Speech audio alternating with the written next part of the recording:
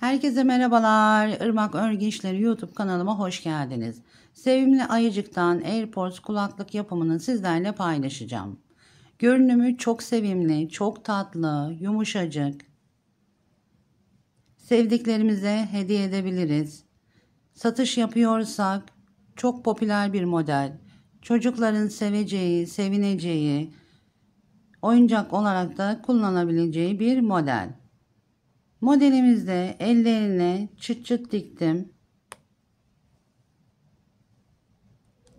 Kapatıyorum. Burasını çantamıza takıyoruz. Arka tarafında cebini açıyorum. AirPods kulaklığı yerleştiriyorum. Bakın aynı zamanda rujumuzu, nemlendiriciyi de koyabiliriz. Bir yumak ipten 2 tane çıkıyor.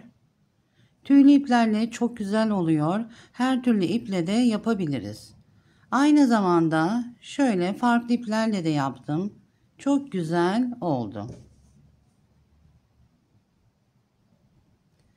Yaptığınızda gönderdiğiniz zaman Instagram sayfamdan da paylaşacağım. Kanalıma abone olmayı, beğeni yapmayı unutmayınız. Başlangıcımızı ayak yaparak başlayacağız. Bir tanesini yaptım, hazırladım. Aynı zamanda pamuk iple ördüm. Üzerinde de detaylı olarak anlatacağım. Başlangıçta birinci sırada 6 sık iğne yapıyorum.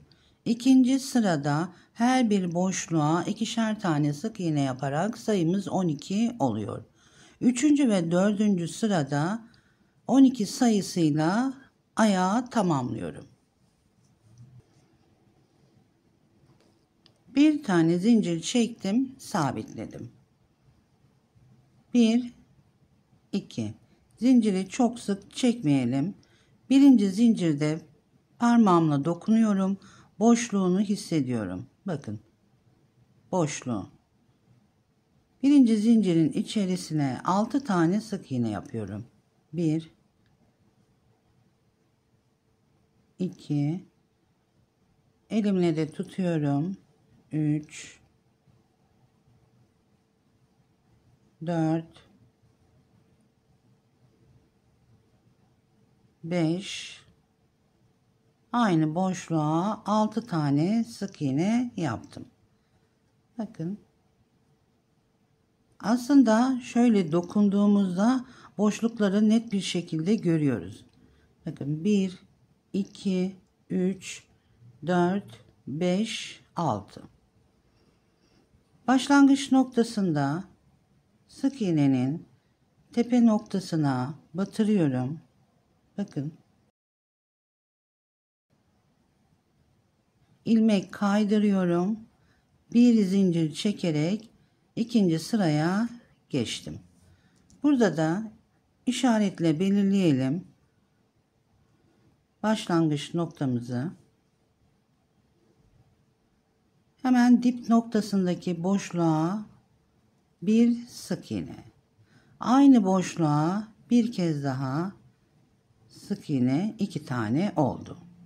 İkişer tane sık iğne yaparak 12 olacak.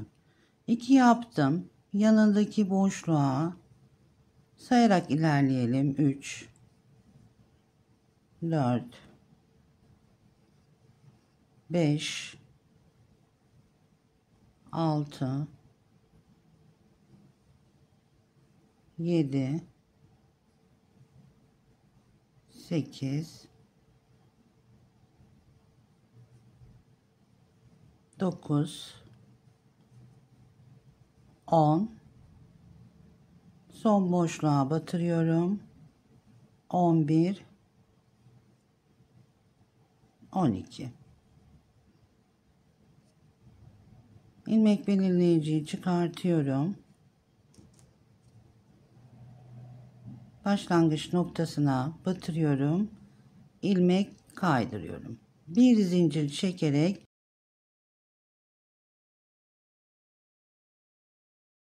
üçüncü sırada her bir boşluğa birer tane sık iğne yaparak sayımız 12 oluyor.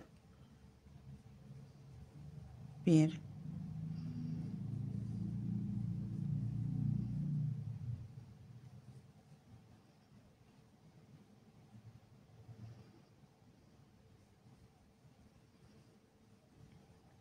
10, 11, son boşluğa da 12. sık iğneyi yaptım. İlmek belirleyiciyi çıkartıyorum.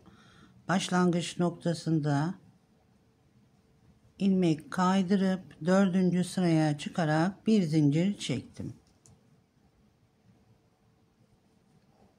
4. sırada da yine her bir boşluğa birer sık iğne yaparak 12 tane sık iğne olacak.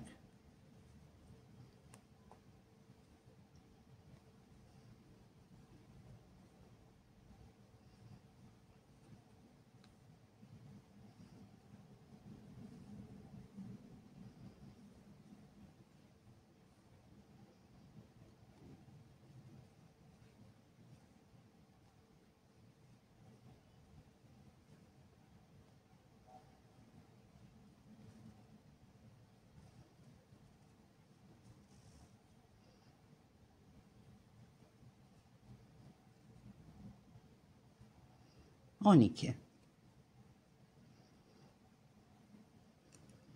Birincisinde ipimizi kesiyoruz. İkincisinde ipimizi kesmeden devam edeceğiz. Birleştirmesini yapacağız. 2 ayağın. İlmek belirleyiciyi çıkartıyorum. Başlangıç noktasına ipimi çekip ilmek kaydırıyorum. Zincirimizi çok sık örmeyelim. Hafif bakın açıklık bıraktım. 1, 2, 3, 4, 5, 6. 6 zincir çektim.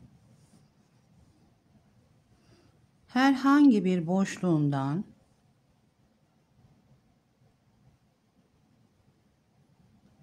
batarak sık iğne yapıyorum. Sık iğne ile başlangıcımızı yaptık. 12 tane sık iğne vardı. Bir tanesini yaptım. 11 tane yapacağız. 1, yanındaki boşluğa batırıyorum. 2, 3, 4. Bakın çok net bir şekilde gözüküyor boşluklar.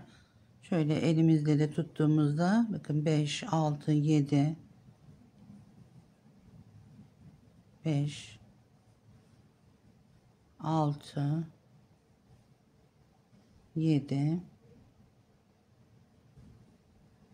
8,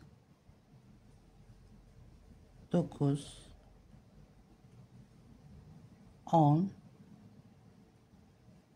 11, 12. Burada birinci zincire batmıyorum. Hemen şu dip kısmında 12 yaptık. Şu dip kısmına batırıyorum. 13. Yani burada 6 tane zincir çekmiştik. Başlangıcını dip noktasından batırıp birinci zincire batmıyorum. İkinci zincirden devam ediyorum. 2, 3, 4,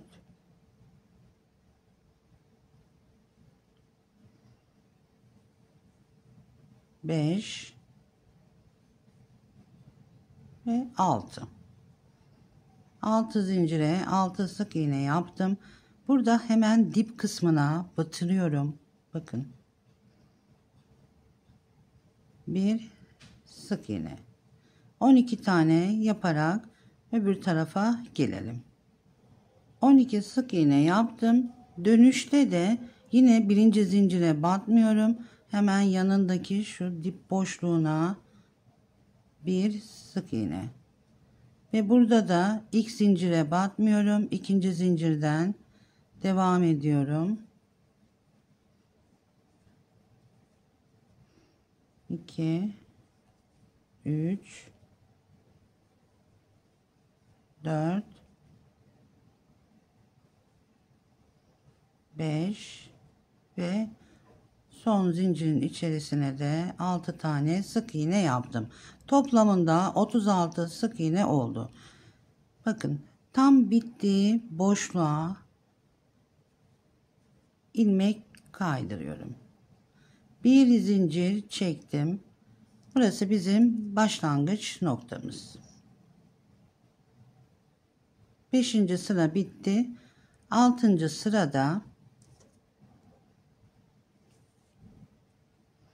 her bir boşluğa birer sık iğne yaparak 36 tane olacak.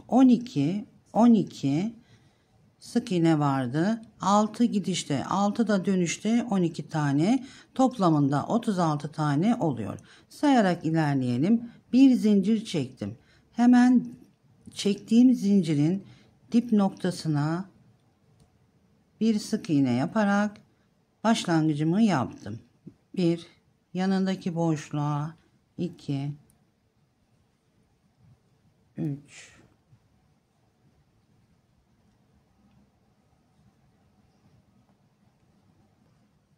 6. sırada bütün boşluklara sık iğne yaparak ikinci ayağın sonuna geldim.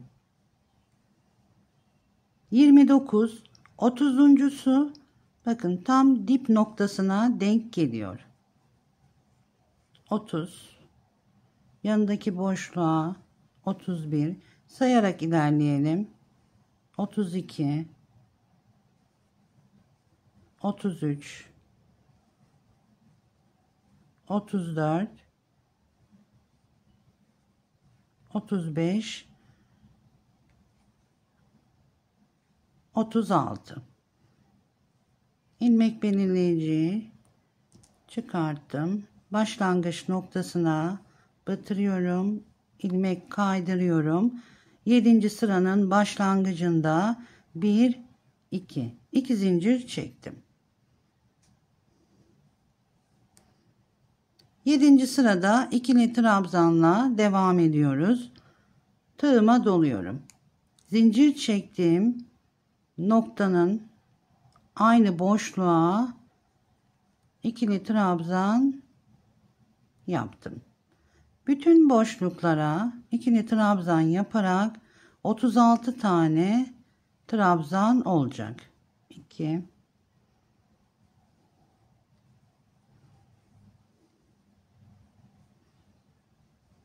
34, 35 tığıma doluyorum. Son boşluğa 36. trabzanı yaptım. Burada yerimiz belli. İlmek belirleyiciyi çıkarmıyorum. Trabzanın tepe noktasına batırıp ilmek kaydırıyorum. 1, 2 zincir çektim. 8. sırada arttırma yapacağım. Tığıma doluyorum. Zincir çektim. Boşluğa batırıyorum. İkili trabzan yapıyorum. Trabzanları biraz kısa tutalım. Uzatarak yapmayalım. Tığıma doladım. Bir tane trabzan yaptım. Yanındaki boşluğa 2, 3, 4, 5. 5 tane trabzan yaptım. Bakın ayağın tam kenar noktasında bitiyor. Tığıma doluyorum. Yanındaki boşluğa bir arttırma yapıyorum. 1, tığıma doladım. Aynı boşluğa bir kez daha batarak bir arttırma yapıyorum. Yanındaki boşluğa trabzan. Her bir boşluğa trabzan yaparak geliyoruz. Burada ayağın yarısında denk geliyor. 18 tane trabzan yaparak ilerleyelim. 1 sayıyorum. 2,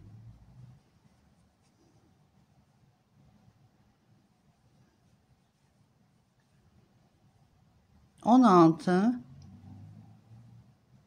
17, 18. 18 trabzan yaptım.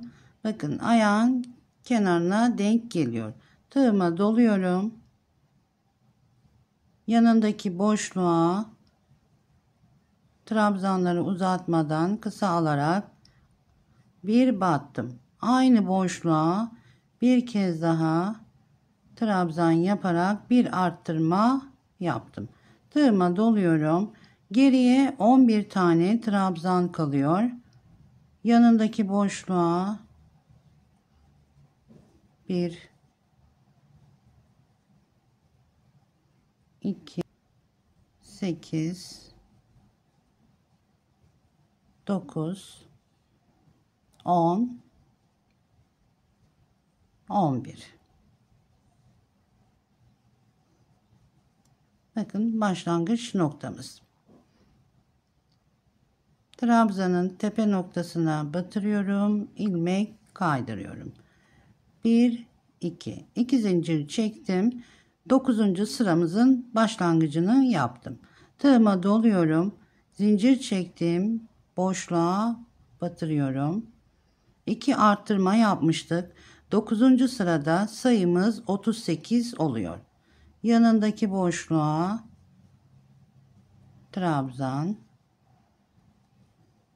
Bütün boşluklara trabzan yaparak 38 tane trabzan oluyor. İlmek belirleyicimi çıkartıyorum. 9. sıradaki başlangıcıma yerleştirdim. Şimdi burada 9, her bir boşluğa batarak 10, 11 sıra yapıyoruz. 38 trabzanla 11. sıraya kadar geliyoruz. 11. sıranın sonuna 38 trabzan yaparak geldim. 9. sırada işaretimle belirlemiştim. 9, 10, 11. Trabzanın tepe noktasına batırıp ilmek kaydırıyorum. 1 2 zincir çekip 12. sıranın başlangıcını yaptım. 8. sırada 2 artırma yapıp 38 olmuştu.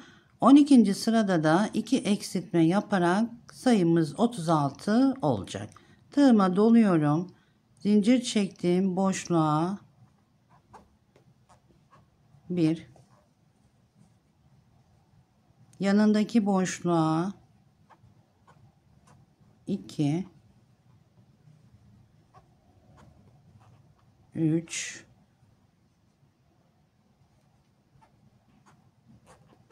4, 5. 5 tane ikili trabzan yaptım. Tığıma doluyorum. Yanındaki boşluğa batırıyorum. İpimi çekiyorum. Tığımda 3 tane ilmek var. Tığıma dolamadan yanındaki boşluğa batırıyorum. İpimi çekiyorum. 4 tane ilmek var. Üçünden geçiriyorum. İkili trabzan yaptım. Yine sayımız 18 trabzan olacak. İkinci eksiltmemizde.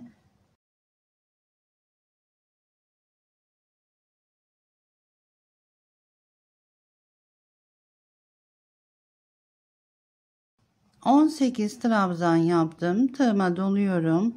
Yanındaki boşluğa batırıyorum. İpimi çekiyorum. Tığımda 3 tane ilmek var. Yanındaki boşluğa batırıyorum. İlmek almadan ipimi çekiyorum. 4 tane ilmek var. Üçünden geçirdim tığımı. Son ikisinden de geçirerek ikili trabzan yaptım. Yanındaki boşluğa trabzan yaparak 11 tane trabzan yapıyoruz. Eksiltme yaptıktan sonra 11 trabzan kalıyor. Trabzanın tepe noktasına batırıyorum. İlmek kaydırıp bir zincir çekerek 13. sıranın başlangıcını yaptım. Bu sırada eksiltme yapıyorum. Son sıramız. Zincir çektiğim boşluğa bir sık iğne.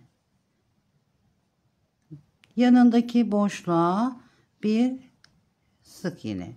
2 sık iğne yaptım. Yanındaki boşluğun bakın tek tarafını alıyorum. Ve yanındaki ilmeğin de tek tarafını alıyorum. Çekiyorum. Bir sık iğne. Bir eksiltme yaptım. Yanındaki boşluğa bir, yanındaki boşluğa 2 sık iğne yaptım. 2 sık iğne, bir eksiltme. 2 sık iğne, yanındaki boşluğun bak tek tarafını alıyorum ve yanındaki ilmeğin de tek tarafını alıp ipimi çekip sık iğne yaptım. 6 tane eksiltme yapıyoruz. Sayımız 30 olacak. 6 tane eksiltme yaparak geldim. Ayağın tam ortasına geliyor. Başlangıç noktasında da ikinci eksiltmemiz ayağın tam ortasında. Son eksiltmemi yaptıktan sonra sık iğne yaparak başlangıç noktamıza gelelim. Sık iğne yaparak sıramın sonuna geldim. Burada başlangıç noktasına batmıyorum. İpimi burada kesiyorum. Başlangıç noktasından kestiğim ipi alıyorum ve bitirdiğim boşluktan ipimi içeriye alıyorum. Ve iç kısımdan da aşağılara doğru gizleyerek ilerliyorum.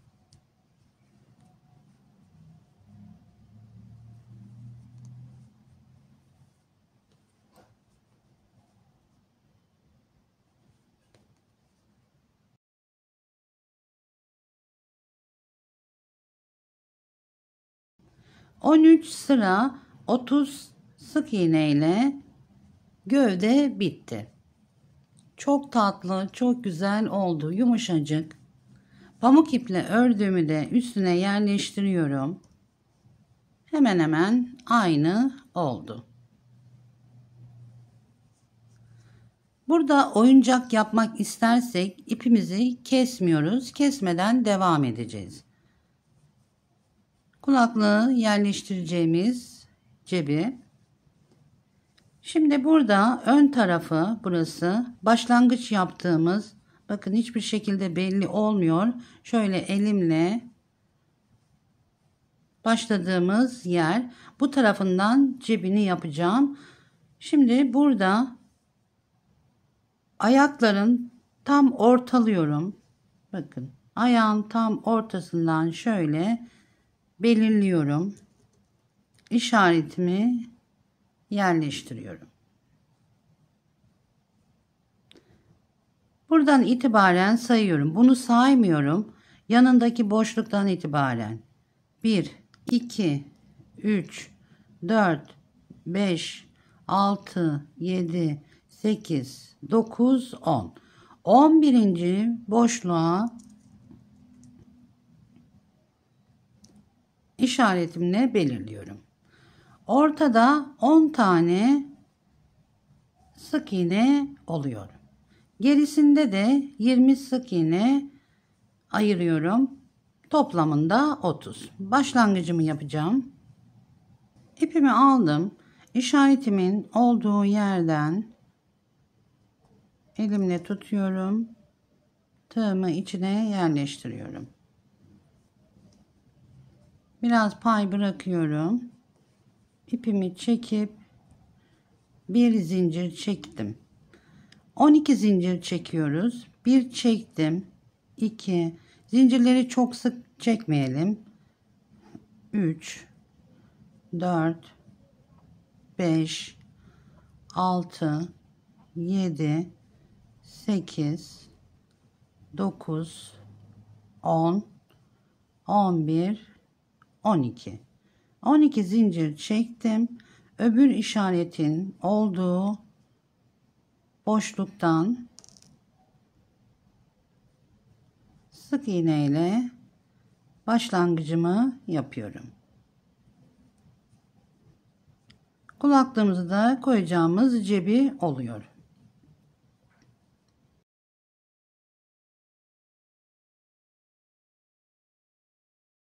Tam dip noktasına battım.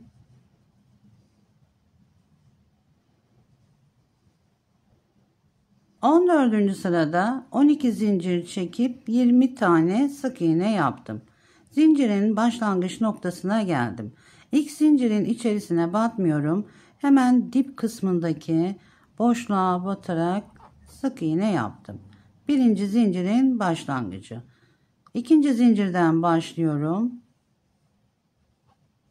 2.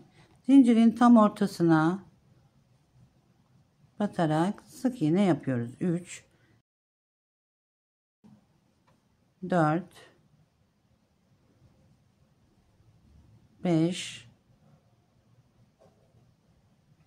6, 7, 8, 9, 10, 11 ve 12.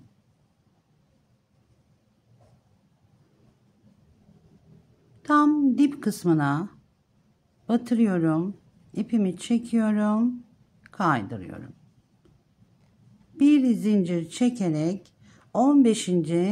sıraya geldim. Burada ilmek belirleyicimle başlangıç noktasını belirliyorum.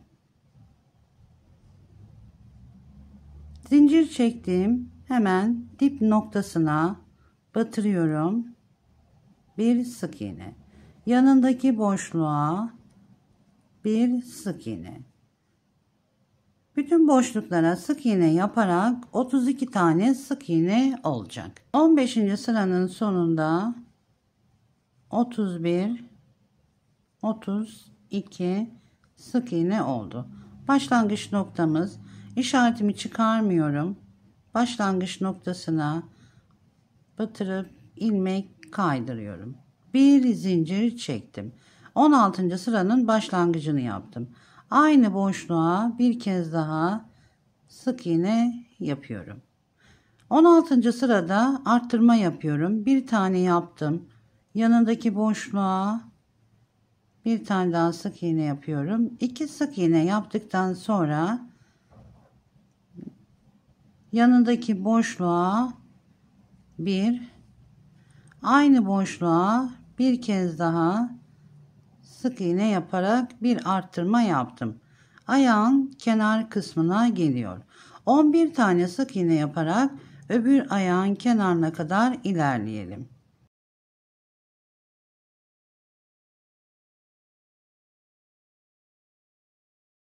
...11 sık iğne yaptıktan sonra yanındaki boşluğa aynı boşluğa bir kez daha sık iğne yaptım. Bir arttırma yaparak ayağın öbür kenarına denk geliyor.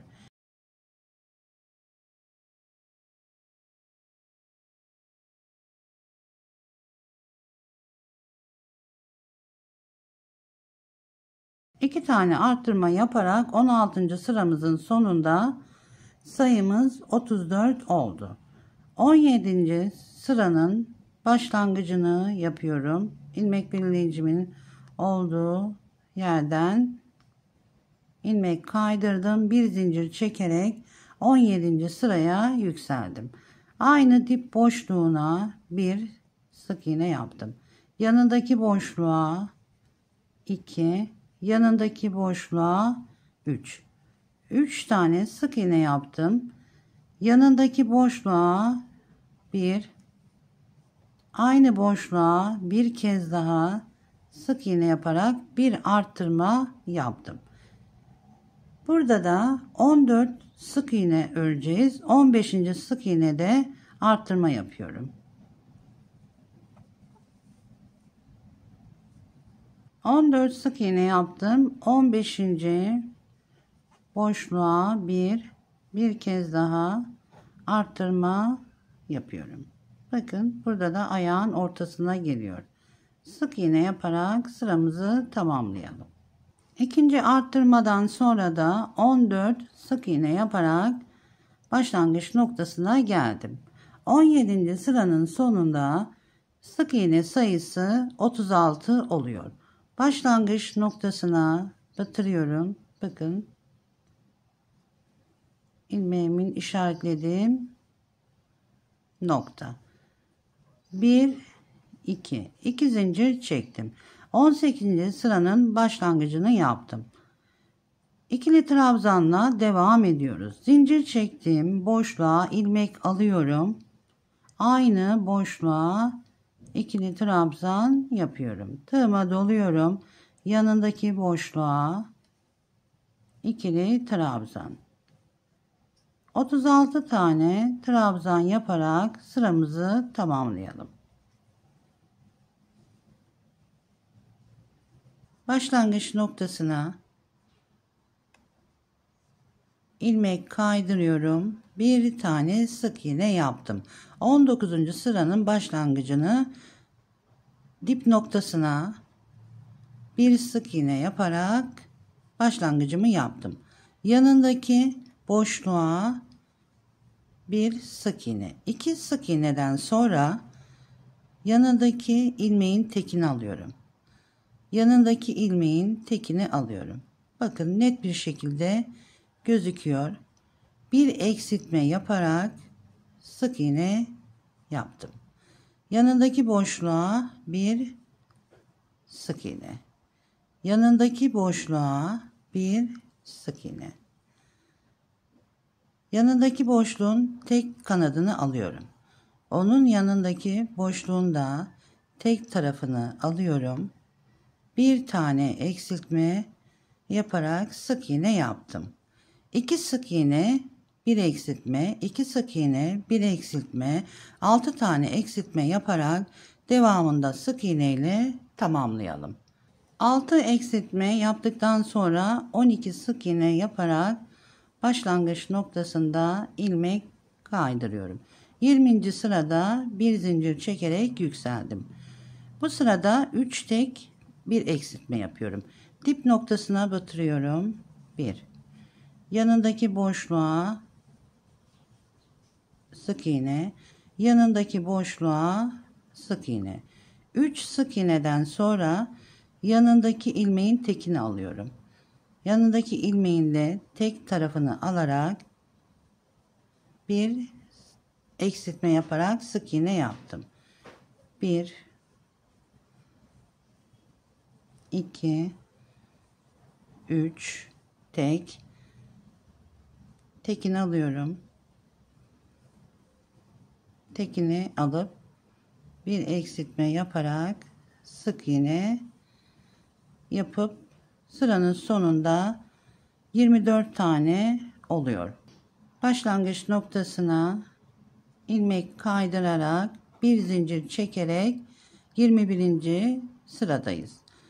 Başlangıç noktasına bir sık iğne. Bir sık iğne, bir eksiltme yapıyoruz. Bir sık iğne yaptım. Yanındaki son battığım yer, yanındaki ilmeğin tekini alıyorum. Yanındaki ilmeğin de tekini alarak ipimi çekip sık iğne yaptım. Yanındaki boşluğa bir sık iğne.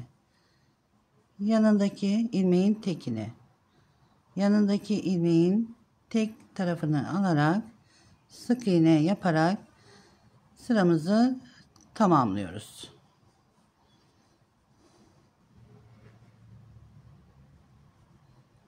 Son eksiltmeyi yaparak bir sık iğne yaptım. Başlangıç noktamız.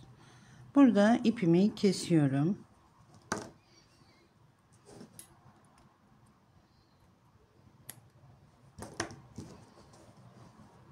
İpimi iğneden geçirdim. Bu şekilde tutup dikiyoruz. Başlangıç noktamız karşılıklı gelecek şekilde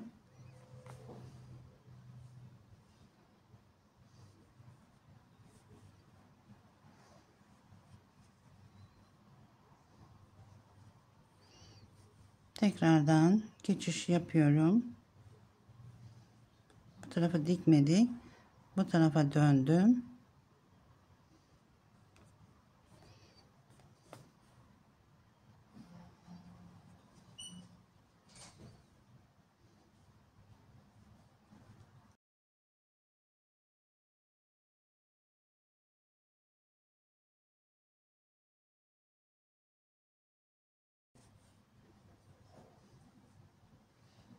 Buradan da ipimi içeriye alıyorum.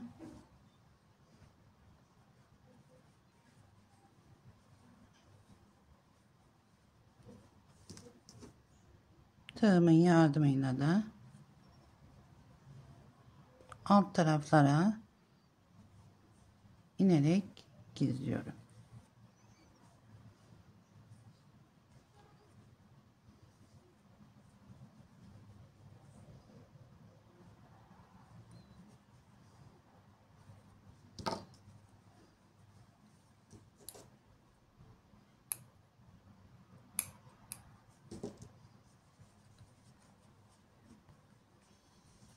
Kulaklığın kapağını yapacağım. Yeni bir başlangıç yaparak dip noktasından tığımı içeriye alıyorum. İpimde biraz pay bırakarak çekip 1 2 zincir çektim.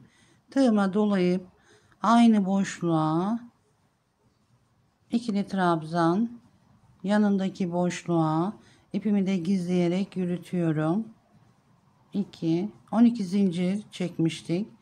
12 tane ikili trabzan yapıyorum. 3 4 9 10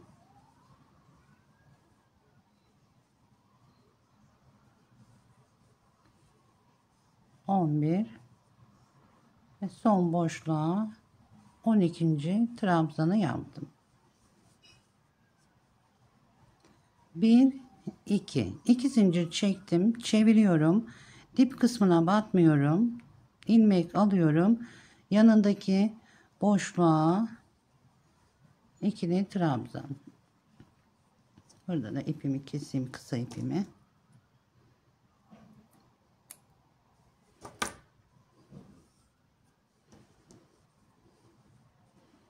Bir, iki, 3, 11 tane olacak. 4, 9, 10, 11. 1 2 zincir çektim, çeviriyorum. Yanındaki boşluğa batarak 10 tane trabzan olacak. 1 2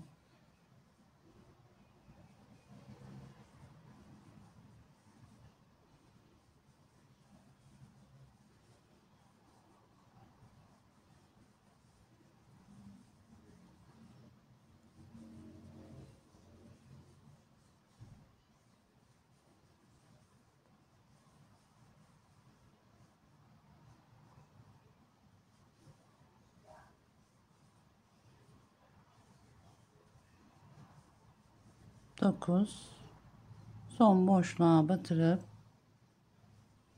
trabzan yaptım. Burada ipimi kesiyorum.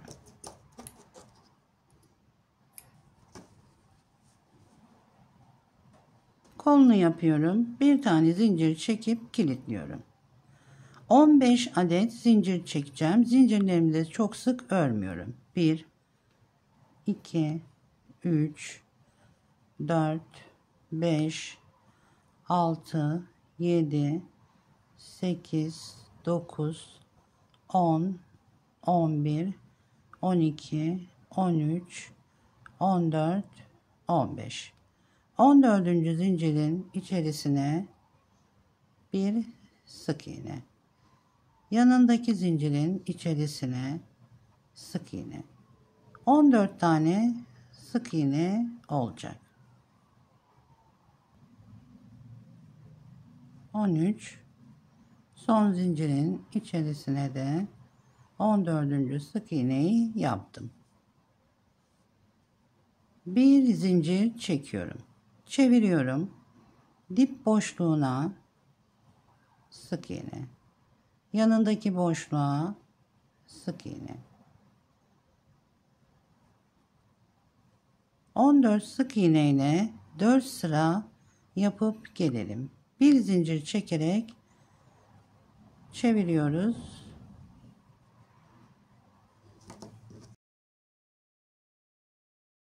Dört sıra 14 sık iğne ile ilerledim. Son sık iğneyi yapıyorum. Burada ipimi biraz uzun dikmek için biraz uzun pay bırakıyorum.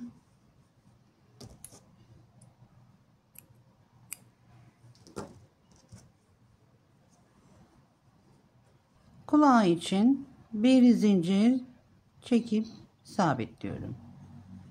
1 2 zincir çektim.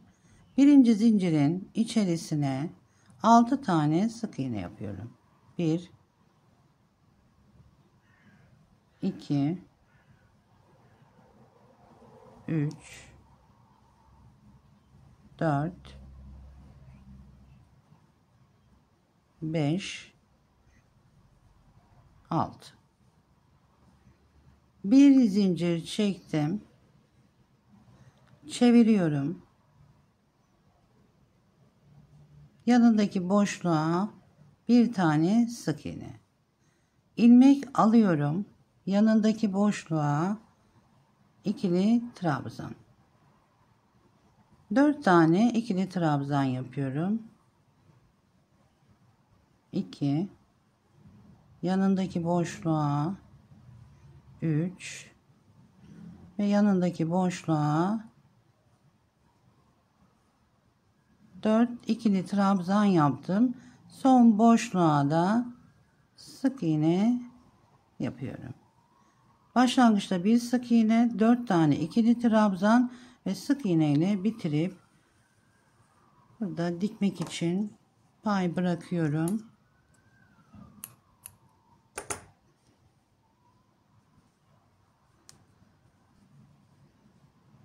Burnu için pamuk ip kullanıyorum. Koton ip de olur. Sihirli halka yöntemiyle başlıyorum. Orta parmağıma bir kez doluyorum. İpin altından parmağımdaki olan ipi çekip bir tane zincir çektim. Parmağımı çıkartıyorum. Kısa ipi de çekerek halkayı küçültüyorum. Halkanın ortasına 6 tane sık iğne yapıyorum. 1 2 3 4 5 6. Burada da kısa ipimi çekerek halkayı küçültüyorum.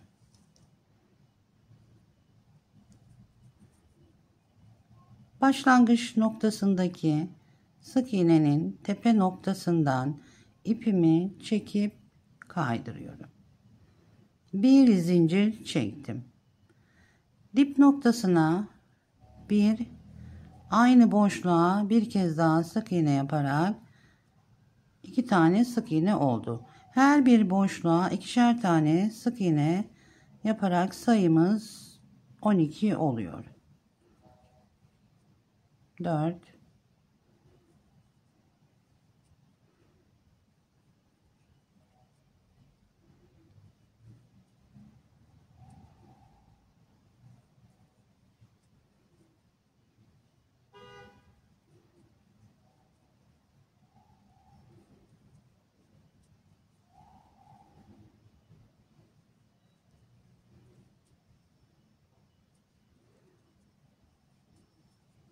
12 tane sık iğne yaptım. Dip boşluğuna batmıyorum. Burada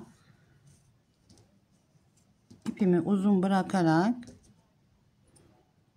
kesiyorum.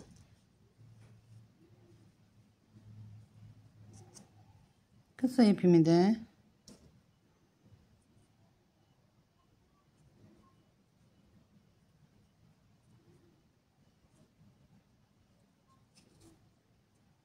ara boşluktan geçirerek kesiyorum.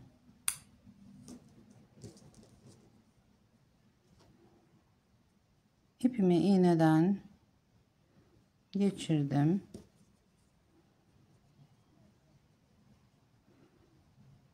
Başlangıç noktasındaki sık iğneden ipimi çekiyorum. bitirdiğim sık iğnenin tek kanadından geçirerek tamamladım. İpimi tam ortalıyorum. Üstten 1 2 3. Üçüncü sık iğnenin hizasına gelecek şekilde şu noktadan, bakın yuvarlağın tam ortasındaki sık iğnenin boşluğundan siyah ipimle geçiş yaptım. Kısa ipi de elimle tutuyorum. Tam onun karşısına gelen boşluktan yine 1 2 3 üçüncü sık iğnenin altındaki sık iğne boşluğundan düz bir şekilde iğne ile geçiş yaptım. Şimdi başladığım yerden belirgin olana kadar aynı noktalardan düz bir şekilde dikiyorum.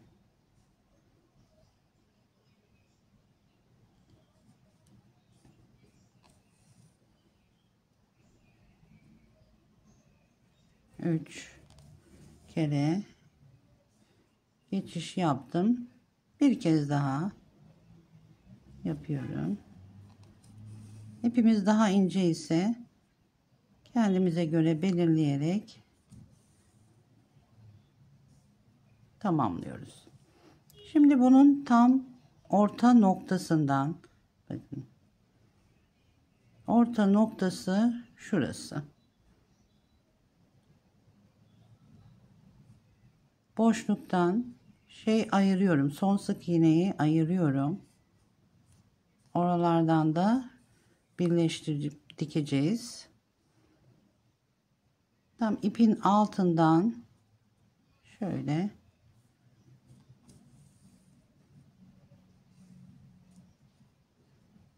tamamlıyorum.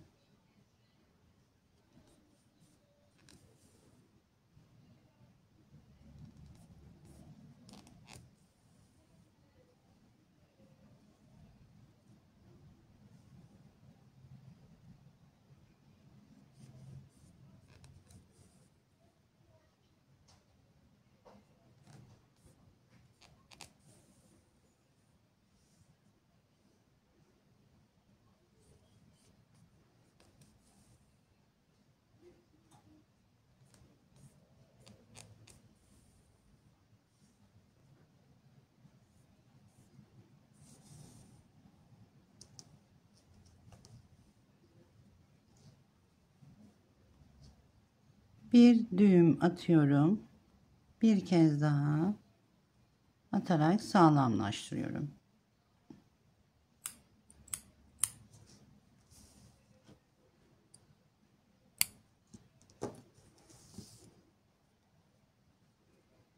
Tepe noktasında tam birleştirdiğimiz noktada bakın elimize sertlik geliyor.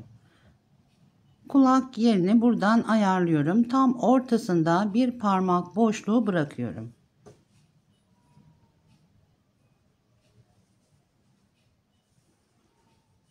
Kulağı elime alıyorum. Bakın ipim altta kalacak şekilde şöyle elimle yerleştiriyorum.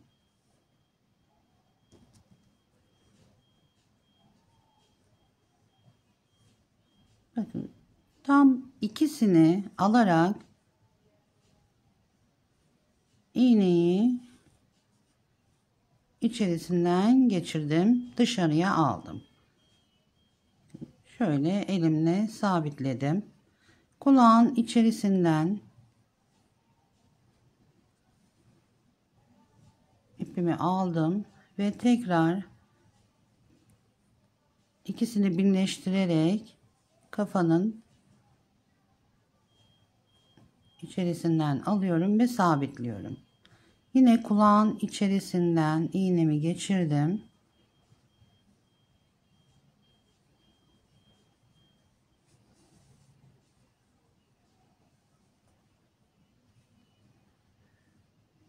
Sabitledim. Şimdi sağlam olması için bir kez birkaç tane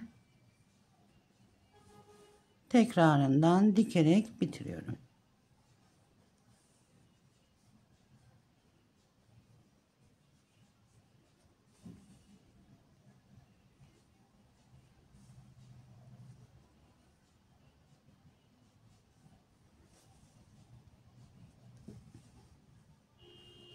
Buradan da içeriye alıyorum.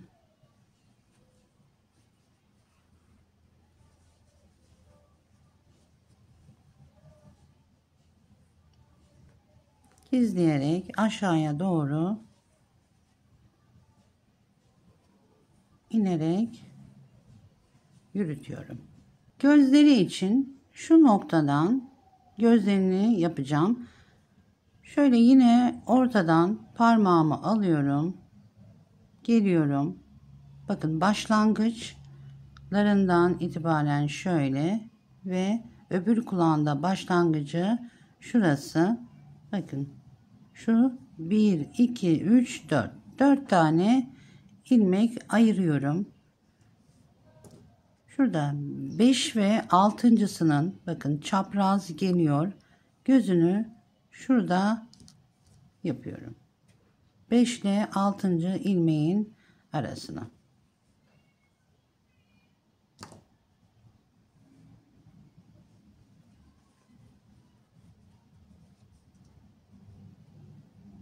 Vida şeklinde, arkasında da silikonu var. Yerleştiriyorum.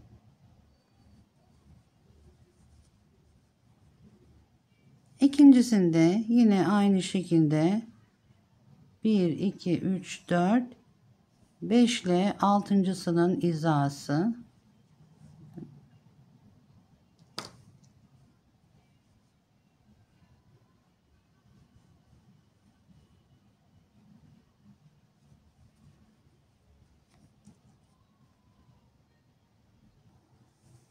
Yan yana getiriyorum. Çok sevimli oldu. Şimdi burnunu yapacağız. Burnunu yine tam ortalıyorum. Şimdi şurada boyun bölgesi var. Boyun bölgesinin hizasında getiriyorum.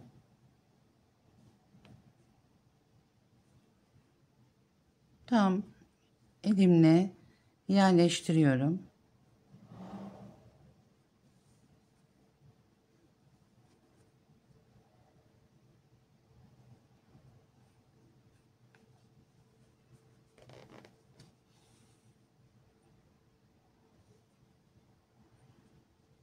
Bakın buradan da şöyle nokta nokta olsun istediğim için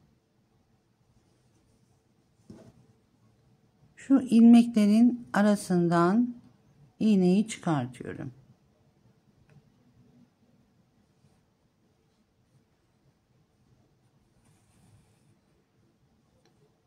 Sonrasında bakın sık iğnenin tepe boşluğundan içeriye alıyorum. Çıkartırken ilmeğin tek kanadından içeriye alıyorum.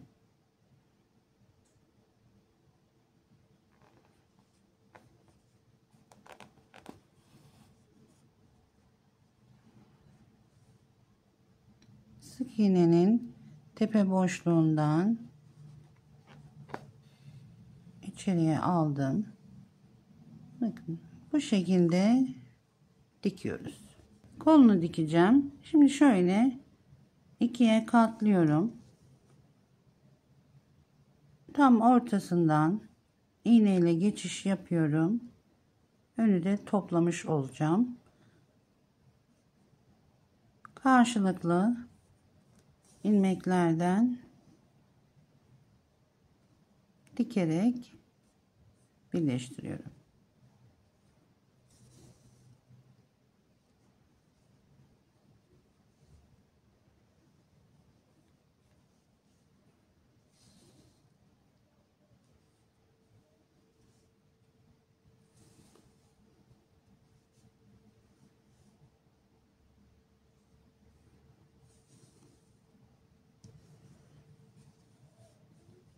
Kolu da hemen şurada çukurluk var. Boynun bittiği yerde. Buradan şöyle üstüne yerleştiriyorum.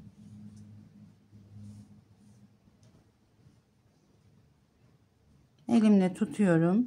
Tam şu oyuk olan yerden dikeceğim.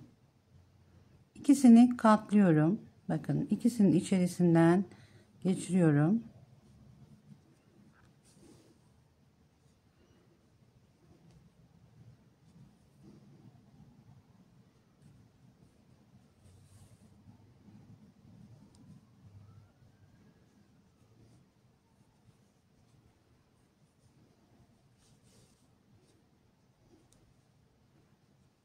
Şimdi buradan da içerisinden alıyorum.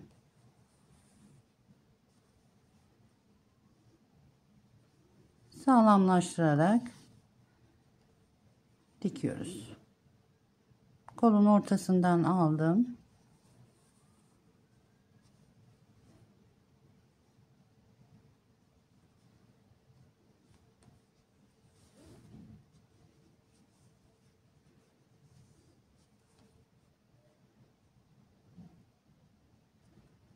Buradan da ipimi içeriye alıyorum. Buradan da gizleyerek aşağılara doğru ipimizi yürütüyorum. Sevimli ayıcığımız bitti. Çok tatlı, çok güzel oldu. Cebi bir yumaktan 2 tane çıkıyor. Kalan ipim. Çok az bir ip kaldı.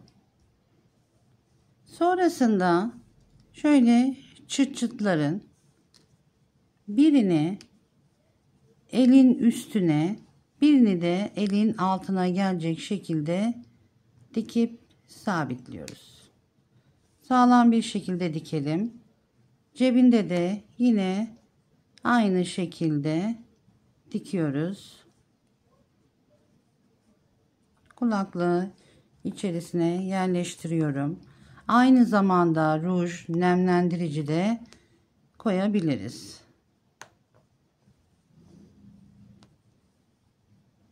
İyi günlerde kullanın. Sevgiyle kalın. Hoşça kalın.